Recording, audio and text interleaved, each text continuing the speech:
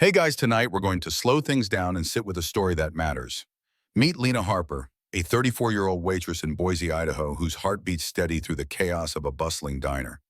She's the kind who remembers your coffee order and slips an extra napkin to a harried mom, all while dodging her manager's sharp tongue. But when Lena's kindness collides with cold rules, the fallout tests her quiet strength and sparks a fire no one sees coming. Before we begin, please like the video and subscribe, but only if stories like this truly move you. Comment your city and the time you are watching. Now close your eyes or don't, it's your choice. Either way, you're about to witness something real. The Morning Star Diner sits like a stubborn relic on the edge of Boise's working-class sprawl, its neon sign flickering against the gray dawn. Inside, the air hums with the clatter of plates, the hiss of a coffee machine, and the low murmur of regulars who've claimed their stools since the Reagan era. Lena Harper weaves through the chaos, her sneakers squeaking on the linoleum, her apron stained with a morning's worth of ketchup and dreams deferred. At 34, she carries the weight of double shifts in her shoulders, but her eyes, hazel sharp and kind, betray a resilience that no late-night close can dim. She's not just a waitress. She's the diner's pulse, the one who knows that Mr. Callahan likes his eggs sunny side up and that the new mom at booth 6 needs a smile more than a refill. It's 10:47 a.m. and the lunch rush is a storm brewing. A trucker at the counter barks for more creamer. A toddler in booth 3 flings a crayon across the aisle. Lena moves with purpose, balancing a tray of steaming plates, while tossing a reassuring nod to her coworker, Sophie Delgado, a 19-year-old line cook who's already sweating through her first week. "You're doing fine, Soph," Lena whispers, her voice a soft anchor in the din. Sophie manages a shaky grin, but her hands tremble as she flips in a burger. Lena knows that feeling, the fear of being swallowed by the grind, of being seen as less than enough. She's felt it every day under Derek Vaughn, the diner's manager, whose presence looms like a cold front. Derek stands behind the counter, arms crossed, his gelled hair gleaming under the fluorescence. At 42, he's built a kingdom out of this greasy spoon ruling, with a smirk that says he's untouchable. His suits are too crisp for a diner, his voice too slow and sharp, like he's savoring every chance to remind his staff they're disposable. "Harper," he drawls, not looking up from his clipboard. "Table 9's been waiting 10 minutes for their check. You planning to make them camp out?" Lena's jaw tightens, but she keeps moving, sliding the check from her apron. "Sent it already, Derek," she says evenly, her tone a careful balance of deference and defiance. He scoffs loud enough for the counter regulars to glance up. "Then walk it over yourself. Don't just send things. It's not a request, it's a jab, one of 1,000 small cuts he delivers daily." Lena's used to it, the way Derek's eyes linger on her mistakes, the way he mutters charity case when she lingers too long with a struggling customer. She's a single woman in a town where opportunity feels like a rumor scraping by on tips and stubborn hope. Boise isn't cruel, but it's not forgiving either. The diner's regulars are truckers, retirees, and families stretched thin by rising rents. Lena sees their weariness, feels it in her bones, and it's why she doesn't flinch when Derek's condescension stings. She's here because the job pays the rent, because her mom taught her that hard work is its own kind of prayer.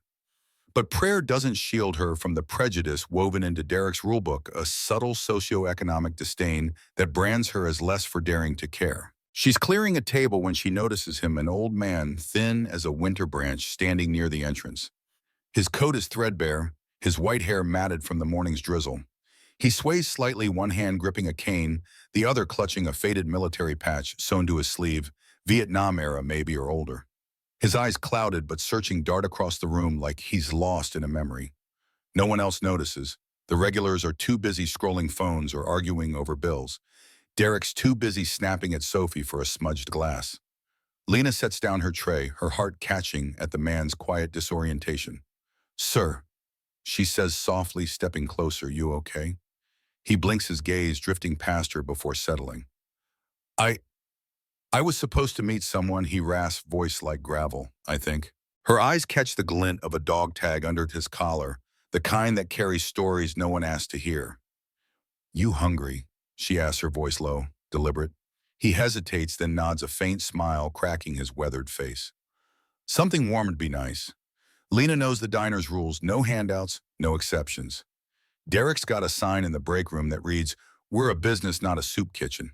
But rules don't matter when a man's hands shake like that, when his eyes carry a weight heavier than hunger. She guides him to a corner booth, helps him settle, and tucks a lost and found blanket over his knees. Then she moves fast, slipping $10 from her tips into the register, her fingers steady despite the risk. Hey Marcus, she calls to the grill cook, a burly man with a soft spot for her one special meatloaf, mash extra gravy. Marcus raises an eyebrow but says nothing, flipping the order with a knowing nod. Lena carries the plate herself, steam rising from the meatloaf, a glass of warm water, and a cornbread square balanced on the tray. She sets it before the veteran, whose name she doesn't yet know, and his eyes widen like he's been handed something sacred. Thank you, miss, he whispers, his voice catching. You didn't have to. Lena smiles, her chest tight with something she can't name. Yeah, I did. She turns to check her other tables, but Derek's shadow falls across her path. He's been watching his face, a mask of controlled fury. Harper, he says, voice low and dangerous. What the hell was that? The diner hasn't gone quiet yet, but heads turn regulars. A mom with a stroller, a trucker mid-bite. Lena meets his gaze, her pulse quickening, but her voice steady. He's hungry, Derek, a veteran. I paid for it myself. Derek steps closer, his smirk twisting.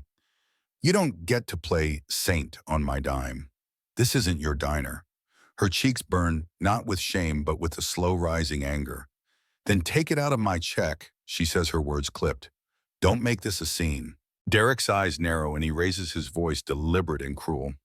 Folks, he calls, turning to the room, your waitress here thinks she's running a charity. Gave out free food like it's her call. Anyone else want a handout? Lena's got you covered. The words land like a slap. Forks pause midair. A woman at the counter gasps softly. Sophie freezes by the coffee machine, her eyes wide with panic. Lena's fists clench, her nails biting into her palms, but she doesn't speak. She won't give him the satisfaction. The veteran looks up confused, his fork trembling. I didn't mean, he starts, but Lena shakes her head, her expression firm. It's okay, sir. Eat. Derek's not done. You're pushing it, Harper, he says, voice dripping with disdain. Keep this up, and you're out. It's not a threat. It's a promise, one that hangs in the air like smoke. Lena's heart pounds, but her face stays calm, a mask of quiet strength. She moves to clear a table, her hands steady, her shadow stretching long across the linoleum, heavy with unspoken resolve. Some truths linger, waiting to be unveiled. The diner hums on, but the air feels heavier now, charged with the weight of what's been said and what hasn't. Lena's kindness, her defiance, is a spark in a room full of tinder. She doesn't know it yet, but the veteran's gratitude, the glint of that dog tag, carries a story that will shift everything. Outside, the Boise sky darkens, clouds rolling in like a judgment. Inside, Lena keeps moving her apron, a quiet banner of dignity, her silence louder than Derek's scorn. The Morningstar diner buzzes with the restless energy of a lunch rush in full swing, but beneath the clatter of dishes and the hum of small talk, a current of unease ripples. Lena Harper, her apron still taut across her chest, moves through the chaos with the grace of someone who's learned to dance in a storm. Her hazel eyes, though weary, flicker with a quiet fire as she refills a coffee mug for Mr. Callahan, who mutters a distracted thanks. At 34, Lena's no stranger to the grind, double shifts, sore feet, and the constant math of stretching tips to cover rent in Boise's tightening economy. But today, Derek Vaughn's words cling to her like damp air. You don't get to play saint on my dime. They sting, not because they're true, but because they're meant to diminish her, to remind her she's just a waitress in a town where ambition feels like a luxury. Derek stands behind the counter, his polished shoes tapping an impatient rhythm. His smirk is gone, replaced by a taut expression that betrays his need for control. At 42, he's carved a small empire from this diner, but it's built on the backs of people like Lena. People he sees as cogs, not souls. He's watching her now, his clipboard, a prop, his eyes narrowing every time she lingers too long with a customer. Harper, he calls, voice slicing through the din table. 6 is still waiting on their fries. You planning to grow the potatoes yourself? A few regulars chuckle, but it's forced, their eyes darting to Lena. She nods, her jaw tight, and heads to the kitchen. On it, she says, her tone clipped but professional. She won't let him see her flinch. In the kitchen, Sophie Delgado wipes sweat from her brow, her hands shaky as she plates an order. The 19-year-old still learning the grill, and Derek's constant critiques delivered with a slow, mocking drawl have her on edge. Lena leans in her voice low. Breathe, Soph. You're stronger than his noise. Sophie manages a nod, but her eyes are glassy, teetering on tears. Lena knows that look. She's seen it in the mirror after nights when Derek's condescension felt like a weight she couldn't shake. It's not just his words. It's the way he wields them, a socioeconomic prejudice that brands them as less for their wages, their struggles, their kindness. In Boise, where strip malls and chain stores creep closer to the old downtown, people like Lena and Sophie are invisible until they dare to be more. Lena's mind drifts to the veteran now settled in his corner booth, his fork moving slowly through the meatloaf she bought with her own tips. His dog tag glints under the diner's warm lights, a quiet reminder of a life shaped by sacrifice.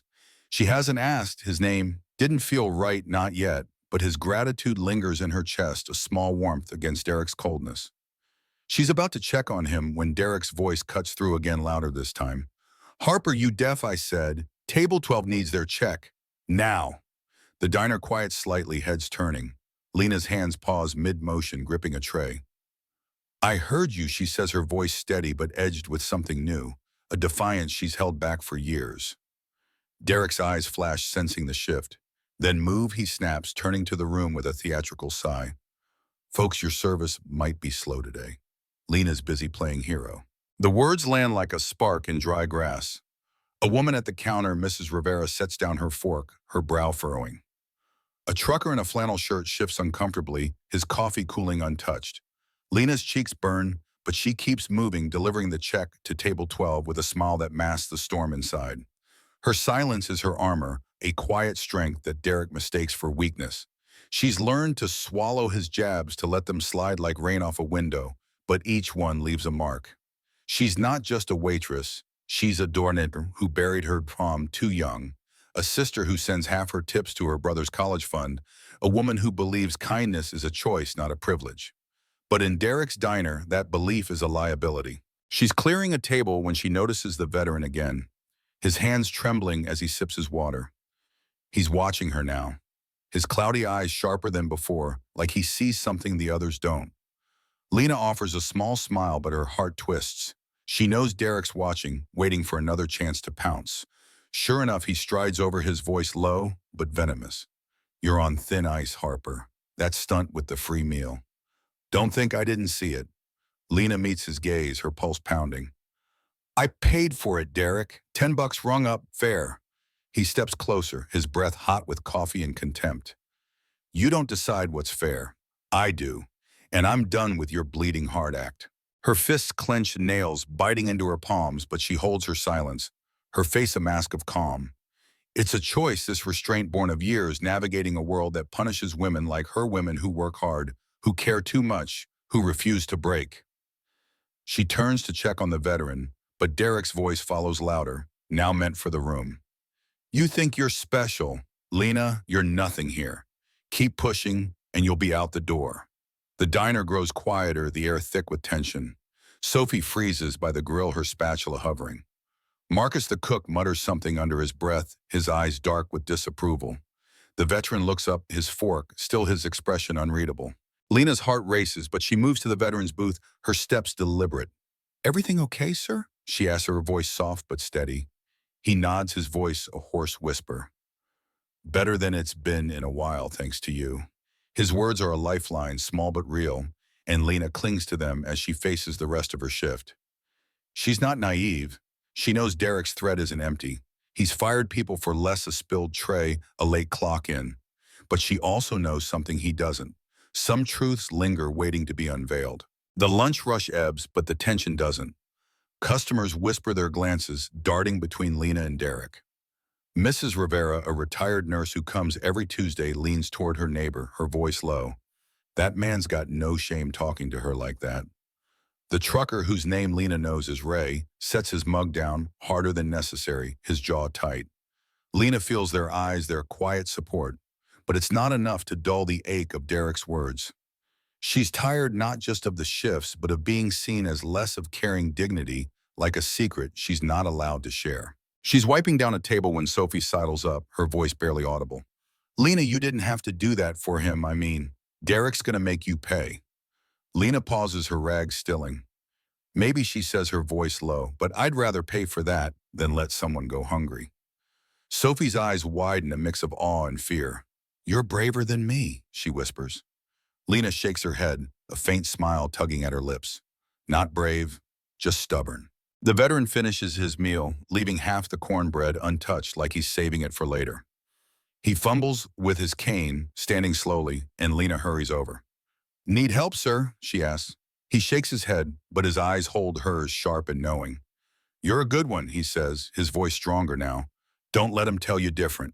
She nods, her throat tight, and watches him shuffle toward the door, his dog tag glinting like a promise.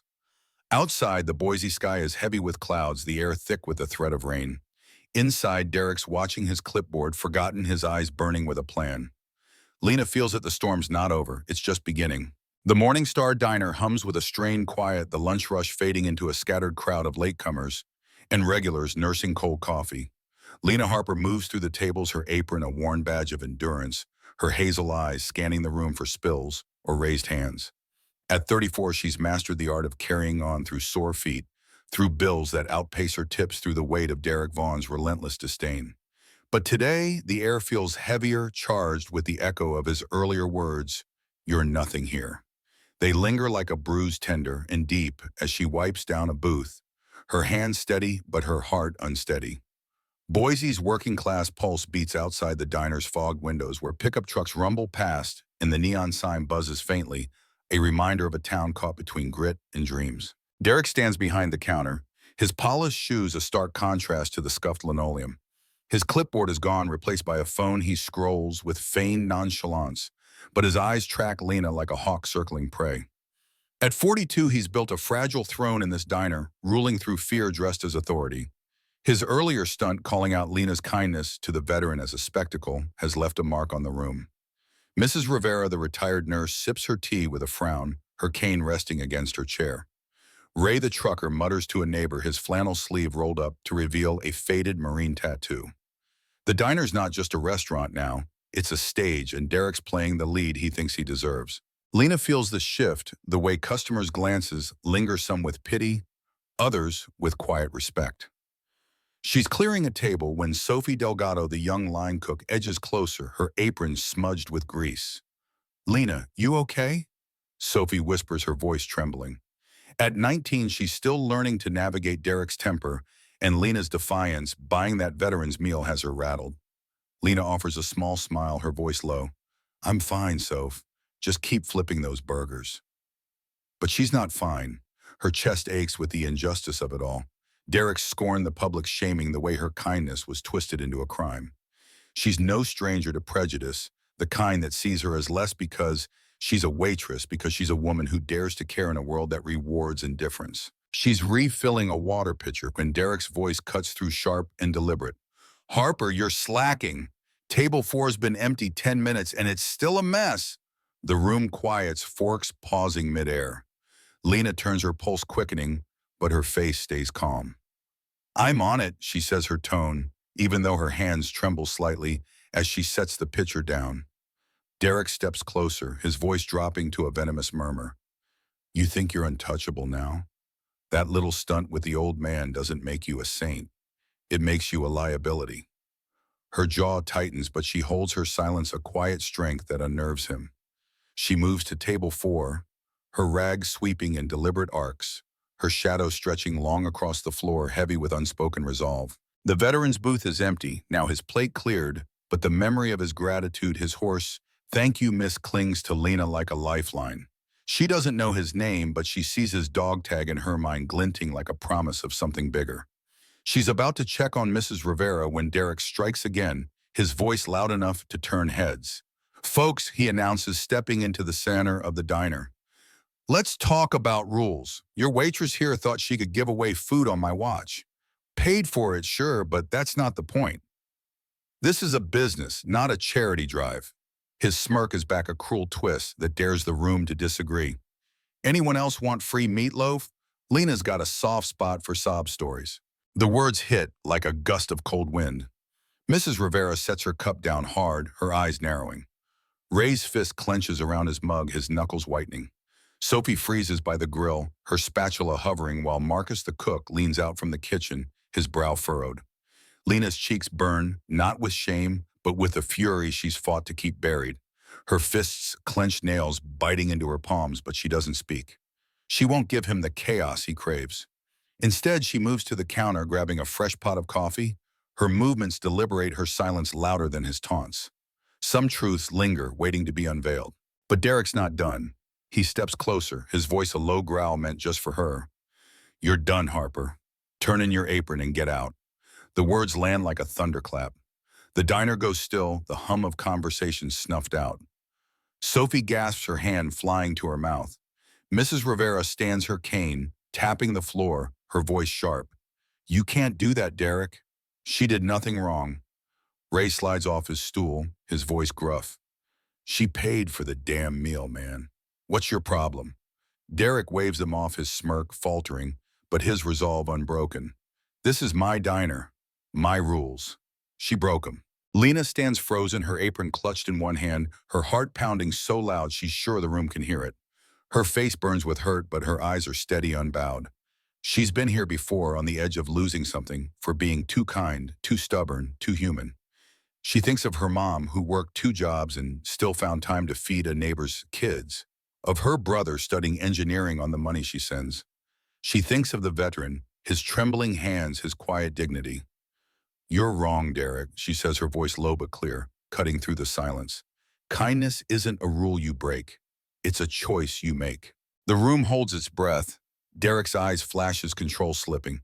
"Get out," he repeats louder, his voice cracking with anger. "Now," Lena unties her apron, folding it carefully, her hands steady despite the tremor in her chest. She doesn't cry, doesn't beg. She turns to the veteran's empty booth, where a single cornbread crumb lies on the table, a small relic of her defiance. She walks toward the door, her steps slow, deliberate, her shadow trailing like a banner of dignity. Customers watch, some with phones out, others with eyes wide. Sophie's voice breaks the silence, small but fierce. "This ain't right, Lena. It ain't." Outside, the Boise sky is heavy, the air thick with the promise of rain. Lena steps onto the sidewalk, her apron still in hand, the neon sign buzzing faintly behind her. She doesn't look back, but she feels the weight of the diner's eyes, the weight of her own choice. She's lost her job, her lifeline, but not her resolve. The veteran's dog tag flashes in her memory, a glint of something unbroken. Inside, Derek struts back to the counter, his smirk forced, his victory hollow. He thinks he's won, but the room is shifting, whispers, growing glances, sharpening a reckoning, brewing in the silence. Lena stands at the bus stop, her hoodie barely shielding her from the drizzle. Her hands shake, not from cold, but from the raw ache of being cast out for doing right. She's tired of Derek's cruelty, of a world that punishes decency, of carrying hope like a weight. But she doesn't break. She clutches her apron, it stains, a map of her labor, her heart still beating with a stubborn, quiet fire. The diner's neon flickers in the distance, a beacon of what was and what might yet be. The Morningstar Diner sits under a bruised Boise sky, its neon sign flickering like a heartbeat, struggling to hold on. Inside, the air is thick with the aftermath of Lena Harper's dismissal. The clatter of dishes muted the hum of conversation, replaced by a restless quiet. Lena's absence is a void, her folded apron a ghost on the counter where she left it. Customers shift uncomfortably, their eyes darting between empty booths and Derek Vaughn, who stands behind the register, his polished shoes scuffing the linoleum as he pretends to count receipts. At 42, Derek's built his world on control, but the cracks are showing, his smirk is forced, his hands fidgety, his voice sharper as he snaps at Sophie Delgado to hurry with a refill. The diner's not just a restaurant now, it's a tinderbox, and Lena's quiet defiance has lit a spark no one can ignore. Sophie, barely 19, moves with a nervous energy, her hands trembling as she pours coffee for Mrs. Rivera, the retired nurse whose cane taps an impatient rhythm. "This ain't right," Sophie mutters, her voice low, her eyes red from holding back tears. Mrs. Rivera nods, her lips pursed. "It's a disgrace," she says loud enough for Ray, the trucker, with the Marine tattoo, to grunt in agreement. Marcus, the grill cook, leans out from the kitchen, his apron off, his expression dark. The veteran's empty booth, where Lena's kindness unfolded, holds a quiet power. A single cornbread crumb, and the memory of a dog tag glinting like a promise. Derek feels the room slipping, the whispers growing, but he doubles down, his voice cutting through. All right, folks, show's over. Let's get back to your meals. But the show's far from over. The diner's bell jingles sharp and heavy, and the door swings open with a force that silences the room. Four men step in their boots, echoing like thunder on the linoleum. They're Marines, their uniforms crisp but lived in, their faces carved with the kind of resolve that makes people straighten up. The leader, Sergeant Amos Reed, 38, has a jaw set like stone and eyes that scan the room with quiet authority. Behind him, Corporal Javier Ortiz, 35, stands tall, his scarred hand resting lightly on his belt. The other two privates, Malik Jones and Ethan Cole, both in their late 20s, move with a synchronized calm, their presence a wall of unspoken power. The diner freezes forks, hover phones, lower. The hiss of the coffee machine fades under the weight of their arrival. Sergeant Reed's gaze lands on the veteran's booth where a faint outline of Lena's kindness lingers. He turns to the room, his voice low but commanding. Who's in charge here? Derek steps forward, his smirk faltering, his suit suddenly too tight. That'd be me, he says, forcing a smile. Can I help you, gentlemen? Reed's eyes lock onto him, unyielding. You're the one who fired Lena Harper.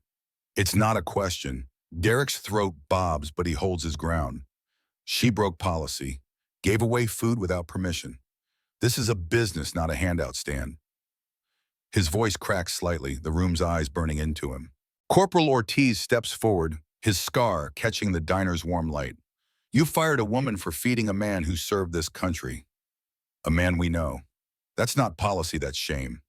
The words land like a blade, clean and sharp. Mrs. Rivera gasps softly, her hand gripping her cane. Ray slides off his stool, his fist clenched. Sophie's coffee pot trembles, a drop spilling onto the counter. Derek's smirk vanishes, his face paling. Look, I don't know what you heard, but this is my diner. My rules. Reed takes a single step closer, his boots deliberate. Your rules humiliated a woman who showed more honor in one act than you've shown in a lifetime. The room is a held breath. Marcus leans out from the kitchen, his voice gruff. They're right, Derek. Lena paid for that meal herself. You didn't need to make a circus out of it. Sophie finds her voice small but fierce. She's the only one who makes this place bearable. Derek's eyes dart, searching for allies, but the regulars, Mrs. Rivera, Ray, even the quiet couple in booth 6 are watching him, not with loyalty, but with judgment. A woman at the counter, Cheryl Tate, a hairdresser who's seen Lena's kindness for years, stands. You always treated her like dirt, Derek. She reminded us what decency looks like, and you punished her for it. Derek's control unravels, his voice rising. This is my place. You don't get to lecture me, but the Marines don't flinch. Private Jones, his voice steady, points to the veteran's booth. That man, Walter Gaines, served with our unit's founder. He called us, told us what Lena did, how she saw him when no one else did, and then you fired her for it. Derek laughs, a bitter, nervous sound. She didn't cure cancer. It was a plate of meatloaf. Reed's eyes narrow, his voice a quiet storm. She gave him dignity. That's more than you have got to offer. The diner's neon sign buzzes faintly outside its glow, casting long shadows through the windows. Lena, standing at the bus stop in the drizzle, doesn't know what's unfolding inside, but she feels a shift like the air before a storm breaks. Her hoodie is damp, her apron clutched like a lifeline. It stains a map of her labor, her heart. She's tired of Derek's cruelty, of being cast out for doing right, but her hazel eyes are steady, her resolve unbroken. Some truths linger, waiting to be unveiled. Inside the Marine's presence is a reckoning. Cheryl pulls out her phone recording quietly, her latte forgotten. Ray steps closer, his voice low. I've been coming here 3 years. Lena's the reason I stay. She remembers my name, my order. You, Derek? You don't even look at us. Mrs. Rivera's voice rises clear and sharp. My brother was a veteran. Lena treated that man like he was family. You treated her like trash. Derek's face reddens, his hands flailing. You're all turning this into something it's not. She broke the rules. Sergeant Reed shakes his head, his voice calm but final. You broke something bigger. Respect. The word hangs heavy and true. Sophie steps forward, her voice cracking. Lena helped me pay for my sister's school supplies. Never asked for a thank you. You don't deserve her. Marcus tosses his spatula onto the counter, a quiet rebellion. I'm out if this is how you run things, Derek. The room shifts, the tide turning. Customers stand, some leaving bills on tables, others walking out, their footsteps a chorus of dissent. Derek's empire crumbles in real time, his voice hoarse. You can't do this to me. But they already have. The Marines don't move, their boots rooted, their eyes fixed on him. Reed's voice is soft, almost gentle. We don't forget and we don't stay quiet when someone disrespects one of our own or someone who protects them. Outside, Lena's bus approaches its headlights cutting through the mist. She doesn't know it yet, but the diner's walls are echoing with her name, her kindness, a spark that's caught fire. The veteran's dog tag in her memory glints like a beacon, calling forth a justice she never sought but will soon receive. The Morning Star Diner, once a beacon of Boise's working-class heartbeat, feels hollow under the weight of last night's reckoning. Its neon sign flickers weakly, casting a frail glow across the empty parking lot, where drizzle pools in cracks like tears unshed. Inside, the air is stale, the clatter of plates replaced by a silence that clings to the linoleum. Derek Vaughn stands behind the counter, his suit wrinkled, his gelled hair, unraveling his eyes, darting over a ledger that can't hide the truth. The regulars are gone, the morning crowd a ghost. At 42, he's lost the throne he built on fear, his smirk erased by the memory of 4 Marines in a room that turned against him. The diner's not a kingdom anymore. It's a relic, and Derek's alone in its ruins. Across town, the Gaines Veterans Outreach Center hums with quiet purpose, its brick facade warmed by the morning sun, breaking through Boise's clouds. Lena Harper, 34, steps through the glass doors, her sneakers soft on the polished floor, her hazel eyes bright with a cautious hope.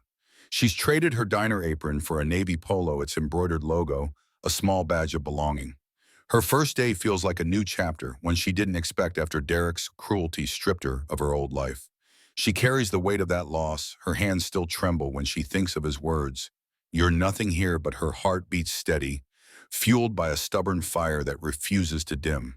The center's lobby smells of coffee and fresh paint, its walls lined with framed photos of veterans, their faces etched with stories of sacrifice. Lena's desk, a small oak table near the entrance, holds a stack of intake forms and a mug that says, "Keep going," in faded letters. She's here to help, greeting clients, organizing meal drop-offs, listening to stories that others might overlook. It's not glamorous, but it's real. And for Lena, that's enough. She thinks of her mom, who'd smile at this, whispering, "You're doing good, baby." She thinks of the veteran, Walter Gaines, whose dog tag glinted like a promise, a spark that changed everything. Her first task is simple help a woman named Carla, a Gulf War vet, fill out housing paperwork. Lena sits with her, her voice soft, her pen moving carefully as Carla recounts a life of service and struggle. "Never thought I'd need this," Carla says, her voice rough but grateful. Lena nods, her eyes steady. "You're not alone now," she says, and means it. The words feel like a vow, a call back to the diner, to the moment she chose kindness over rules. Some truths linger, waiting to be unveiled, and Lena's learning that her truth, her quiet strength, has power beyond a single act. The center's break room buzzes with small kindnesses, staff sharing donuts from a local bakery, their laughter a soft counterpoint to the work outside. Jordan Ellis, the operations director, a wiry man with a veteran's calm, stops by Lena's desk. "You're a natural, Lena," he says, his smile genuine.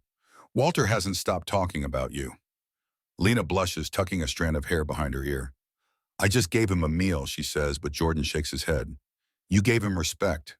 That's why you're here." His words land gently, filling a space in her chest she didn't know was empty. She thinks of the Marines, their boots echoing like justice, their voices lifting her when she couldn't lift herself. Back at the diner, Derek's world continues to crumble. The morning paper, tossed onto an empty counter, carries a headline, "Waitress Fired for Feeding Veteran Finds New Purpose." The story, fueled by Cheryl Tate's viral video, has spread first to local Facebook groups, then to veteran forums, then to a Marine Corps Instagram page with millions of followers. Comments flood in sharp and unforgiving, "Shame on that manager." "Lena Harper's a hero. Boycott that diner." A petition circulates demanding new ownership, its signatures climbing past 20,000. Derek's business partner, Elaine Morrow, a silent investor who funded the diner's start, has pulled out her email to Derek curt. "We're done. The diner's for sale." The tables, once packed with regulars like Mrs. Rivera and Ray, stand empty, their silence louder than any protest. Lena doesn't know the full scope of the fallout, not yet. She's too busy learning the center's rhythm, greeting a young veteran who needs job training. Her smile a quiet welcome. But when Sophie Delgado visits during lunch, her apron gone, her eyes bright with relief, Lena senses the shift. "They're done, Lena," Sophie says, her voice fierce. "Marcus quit. I'm out too. That place isn't the same without you." Lena's throat tightens, but she manages a nod. "You'll be okay, Soph," she says, and Sophie grins. "So will you. You're like famous now." Lena laughs, a small, real sound, the first in days. That afternoon, Elaine Morrow arrives at the center, her business casual blazer out of place among the denim and polos. She's nervous, clutching a manila envelope, her eyes searching for Lena. "Miss Harper," she says, her voice low. "I owe you an apology. I didn't know what Derek did until the video. I should have stepped in sooner." Lena listens, her hands folded, her face calm but guarded. "It's done," she says simply. Elaine shakes her head, sliding the envelope across the desk. "This is from me. No strings. You deserve better." Lena glances at it, her heart racing, but she doesn't open it. "Thank you," she says, her voice steady, "but I didn't do it for this." Elaine nods, her eyes misty. "I know. That's why it matters." As the day ends, the center's lobby quiets, the sun dipping behind the trees, painting the sky a soft orange. Lena sits with Walter Gaines, who's settled in his favorite chair, a paper cup of coffee in hand. His dog tag glints under the light, a quiet motif tying their story together. "You made it," he says, his voice hoarse but warm. Lena smiles, her fingers tracing the edge of her mug. "Yeah, I did." He leans forward, his eyes sharp. "Back in Nam, we survived because we had each other's backs. You had mine, girl. That's no small thing." Lena's throat tightens, her voice soft. "I just saw you, Walter." "That's all." He chuckles, a dry, knowing sound. "That's everything." The moment lingers heavy with grace. Lena thinks of the diner, of Derek's scorn of the Marine's boots on the linoleum of a room that chose dignity over silence. She thinks of her mom, who taught her that kindness is a light you carry even when the world tries to snuff it out. In a nation built on second chances, Lena's found hers not in fame but in purpose, in a place where her heart can rest. She's not a hero, not a saint, just a woman who chose to see to act to stand. And that choice, small as a plate of meatloaf, has rippled, reshaping a town, a diner, a life. Later at home, Lena opens Elaine's envelope, finding a check for $5,000 and a note for showing us what integrity looks like. She sets it down, her eyes misty, not for the money but for the truth it carries. She's seen now not as a waitress, not as nothing but as Lena, stubborn, kind, unbroken. The comments under the viral video echo in her mind. There's hope and her name is Lena. What if we were all a little more like her? They're not about heroism, they're about humanity, about small choices that stack like bricks, building something stronger than cruelty. Lena's choice to see Walter, to defy Derek, to keep going, has changed more than a moment. It's changed the people watching, the ones too tired or afraid to act, reminding them that dignity is a fire worth kindling.